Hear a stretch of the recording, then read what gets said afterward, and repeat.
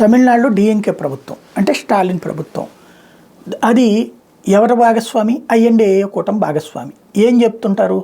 ED, CBI ఇట్లాంటి దర్యాప్తు సంస్థలను అడ్డుపెట్టి మమ్మల్ని అందరిని ఇబ్బంది పెడుతున్నారు అని చెప్తారు. ఎందుకంటే డిఎంకే స్టాలిన్కి వాళ్ళ బంధువర్గం మీద ఈ మధ్యన ఈడీ దాడులు జరగడం, కేసులు ఒక పక్కన నమోదవుతుంటాం, ఇంకో పక్కన వాళ్ళ మంత్రివర్గంలో ఉన్నటువంటి వాళ్ళ మీద కూడా ఈడీ, సిబిఐ దాడులు.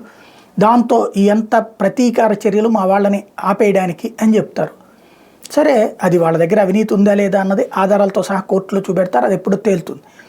ముందైతే ప్రాథమికంగా వాళ్ళు నిందితులే అన్నటువంటి తేల్చారు. ఇక్కడే ఒక విచిత్రం ఏంటంటే, అదే స్టాలిన్ వాళ్ళ కర్కశత్వం ఎట్లుంటుంది వాళ్ళ ప్రభుత్వం అంటే, ఎన్డీఏ అంటే బీజేపీతో భాగస్వామి అయినటువంటి పిఎంకే లోక్సభ అభ్యర్థి గెలుస్తాడు అని, తమిళనాడులో కడలూరుకి సంబంధించినటువంటి లోక్సభ పిఎంకే అభ్యర్థి గెలుస్తాడని ఒక చిలక జ్యోతిష్కుడు చెప్పాడట. అది వాళ్ళు వీడియో తీసి వైరల్ చేశారు.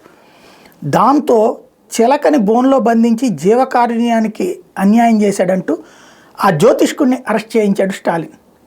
దాన్ని బట్టి ఎవరిది ప్రతీకార రాజకీయం అనుకోవాలా?